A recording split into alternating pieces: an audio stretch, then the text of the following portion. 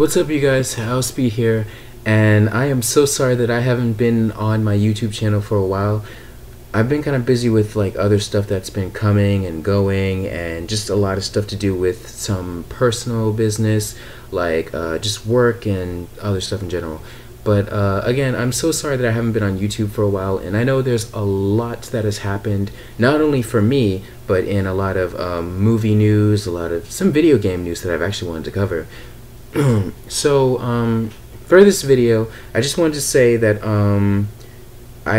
sorry, first of all, for not being around so much, and also to talk about a specific movie that I saw quite some time ago. Actually, I would have done a review about this like earlier, but you know, like I said, I had a lot of stuff I had to do, and I just never had the time to actually do it, you know. So I am really sorry about not being around. That's my bad. So, getting right to it then, let's just go ahead and talk about the movie that I had high expectations for, but unfortunately, Jesus Christ.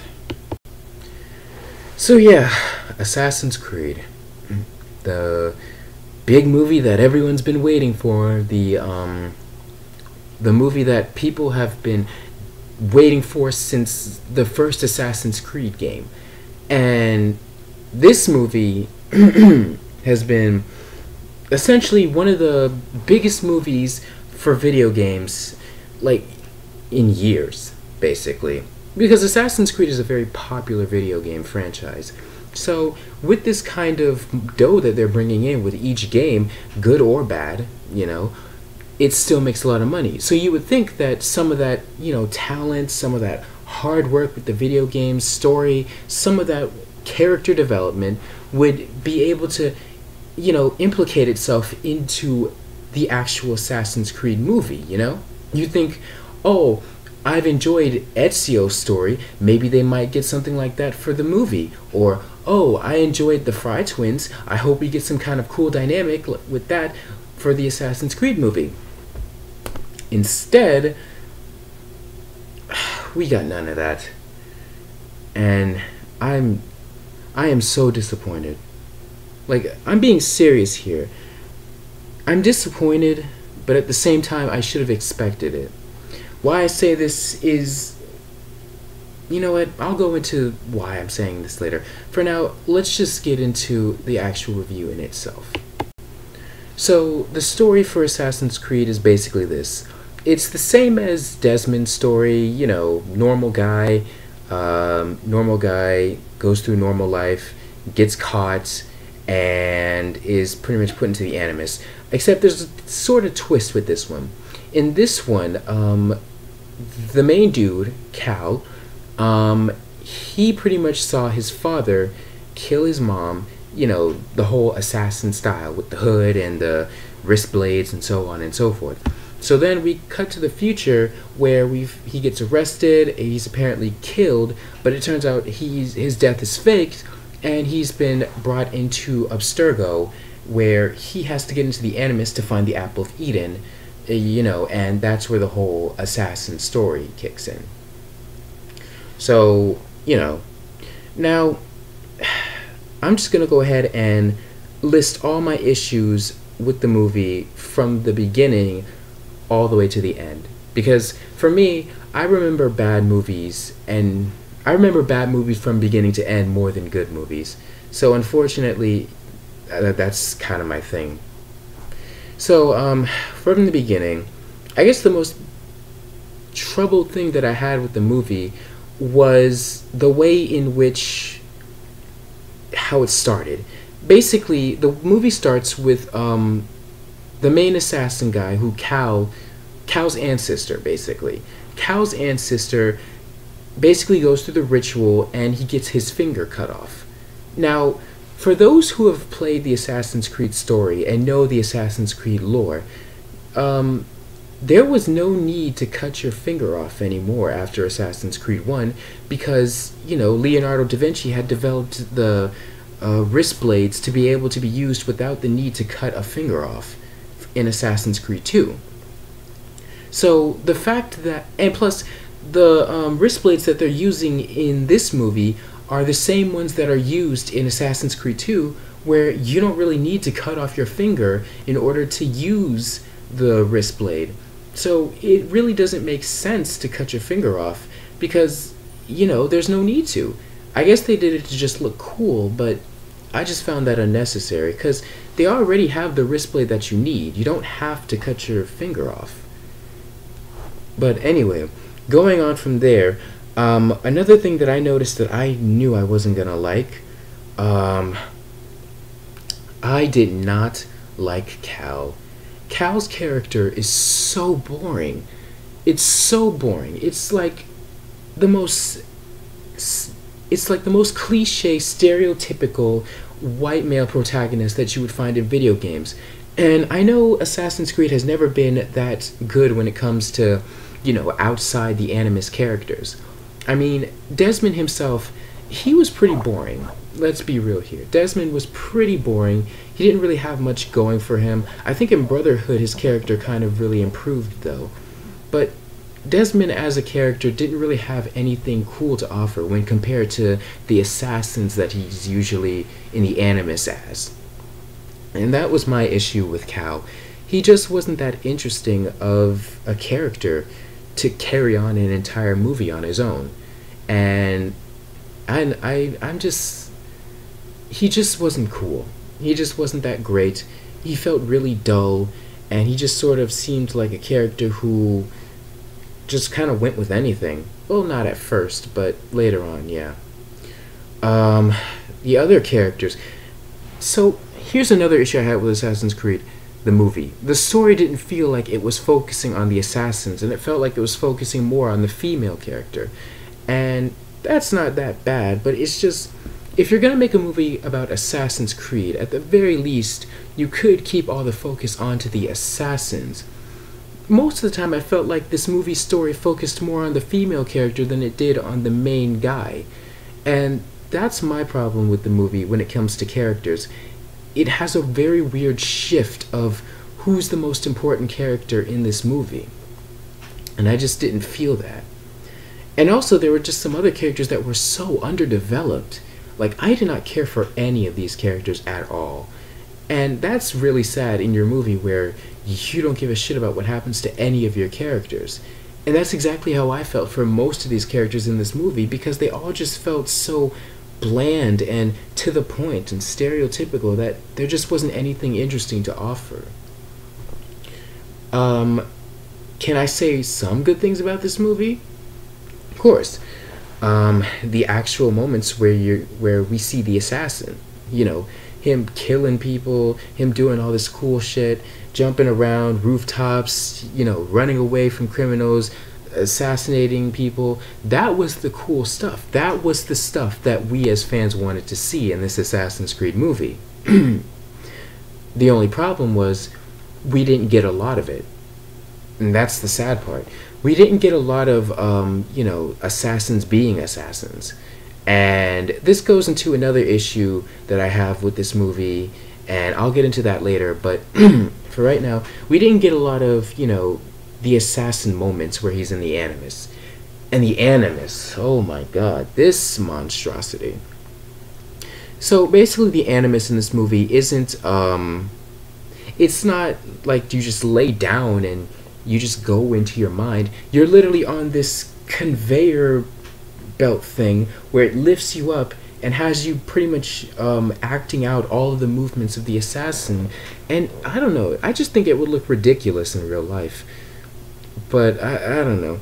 And then it just kept cutting from the assassin world to our time, and it just ruined the moment for me. Just keep it in the assassin timeline. You don't have to cut back and forth. And then there was the fight scenes. Some of the fight scenes were really good in Assassin's Creed movie. And then there were some that was just on that shaky close-up motion camera that I just really didn't like, because it took away from, the fluidity and style of the assassins fighting. And you guys know what I'm talking about. When they do those close-up fight scenes where you can barely see what's going on. Like, they did it a lot in, Batman Begins. To, I guess, to mask the fact that, yeah, these actors don't know how to fight that well. So I guess that's what they were going for, but I just didn't like it. So like I said, there were some good things about this movie, like the music that was being played while in the Assassin timeline. It's something straight out of the Assassin's Creed games, like specifically Assassin's Creed 1 and 2. And I really enjoyed that. I enjoyed I enjoyed seeing the assassins run across rooftops. That was pretty cool because it reminded me so much of the Assassin's Creed games, and that's what I really wanted to see, and I was really hyped about that. That was awesome, actually. But yeah, another thing that I didn't like was how for our first Assassin's Creed movie, we didn't have, the assassin wear the iconic white outfit. They were pretty much dressed in black. And I felt that was a missed opportunity because one of the most popular things about the Assassin's Creed series are the assassins who are dressed in all white. Yeah, I know the colors have changed sometimes. I think they changed in Revelations. Revelations was the first Assassin's Creed game to have different colors other than white. But yeah, I just felt like it was a missed opportunity for the first Assassin's Creed movie to not have him in like a white outfit. It would have been pretty cool, but I guess they were going for more historic accuracy for that part.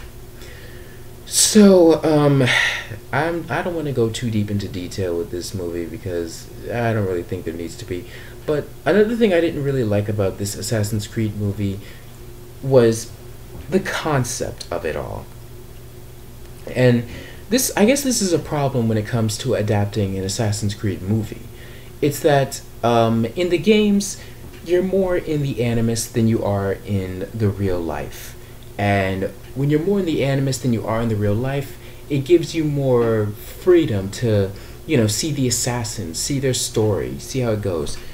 Now, when you implicate that into a 1-hour movie, it's pretty obvious that you have to make cuts in it because you have to have time to be in the assassin world, and you also have to have time to be in the real world. And you have to somehow, make a, what's the word I'm looking for? You have to somehow draw a line in the sand, and you got to somehow implicate them both into a 1-hour movie. And I knew that was going to be absolutely difficult because you can't do all that in a 1-hour movie. You can't create the entire assassin timeline and make it feel like it is in the game, because in the game most of the story takes place in that timeline, and it works for that because it's a game. In a movie, if you were to keep the story more in the assassin world, then that would have lost development in the real world. And if you would have kept it in the real world, that would have lost development in the assassin world. And unfortunately, the movie picked the second option. And that was the issue that I had with the movie, in that it really is difficult to adapt an Assassin's Creed movie and still try and keep the real world aspects in it. Because I know there was this one movie that Ubisoft made with Assassin's Creed 2 that involved Ezio's father.